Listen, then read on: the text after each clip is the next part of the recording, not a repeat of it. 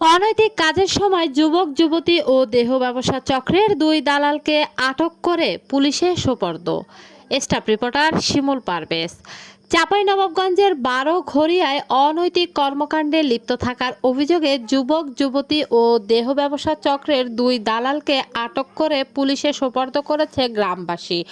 পরে পুলিশ তাদেরকে আদালতে প্রেরণ করেছে। রবিবার 12 জুলাই বিকেলে সদর উপজেলার বারোঘড়িয়া ইউনিয়নের নতুন বাজার এলাকায় প্রদীপ কুমারের বাড়িতে তাদেরকে স্থানীয় জনগণ হাতে নাতে আটক করে।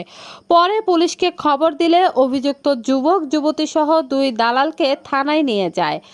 আটককৃত যুবক শিবগঞ্জ উপজেলার মনাকষা ইউনিয়নের তারাপুর গ্রামের শামীম আহমেদের ছেলে মোহাম্মদ জাহিদ, ছত্রাজিতপুর ইউনিয়নের চণ্ডীপুর গ্রামের হাবিবুর রহমানের মেয়ে মোসাম্মদ মাশরুফা, দেহ ব্যবসায়ী দালাল চক্রের মূল হোতা কাকুলি ওরফে তানিয়া ও তার সহযোগী বারোঘড়িয়া নতুন বাজার এলাকার আনন্দ কুমারের ছেলে শ্রী প্রদীপ কুমার। স্থানীয়দের অভিযোগ, দেহ ব্যবসায়ী দালাল চক্র দীর্ঘদিন ধরে বাহিরে থেকে নারী পুরুষ এনে সদর উপজেলার বারোঘড়িয়া ইউনিয়নের নতুন বাজার এলাকায় প্রদীপ কুমারের বাড়িতে দেহ ব্যবসা চালিয়ে আসছিল। রবিবার দুপুরে জাহিদ ও মাশরুফাকে বাসায় ঢুকতে দেখে পিছু নেয় স্থানীয়রা। পরে তাদেরকে অনৈতিক কর্মকাণ্ডের সময় হাতে নাতে আটক করে স্থানীয়রা। আটকে রেখে পুলিশকে খবর দেওয়া হয়।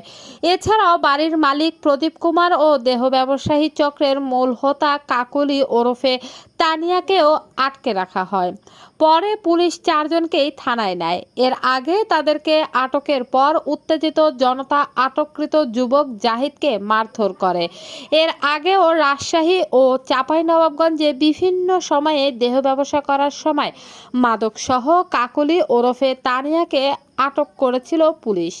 চাঁপাইনবাবগঞ্জ সদর মডেল থানার ভারপ্রাপ্ত কর্মকর্তা ওসি একরামুল হোসাইন জানান, অনৈতিক কাজের অভিযোগ স্থানীয়রা আটক করে খবর দিলে পুলিশ ঘটনাস্থলে উপস্থিত হয়ে পরিস্থিতি নিয়ন্ত্রণে আনেন।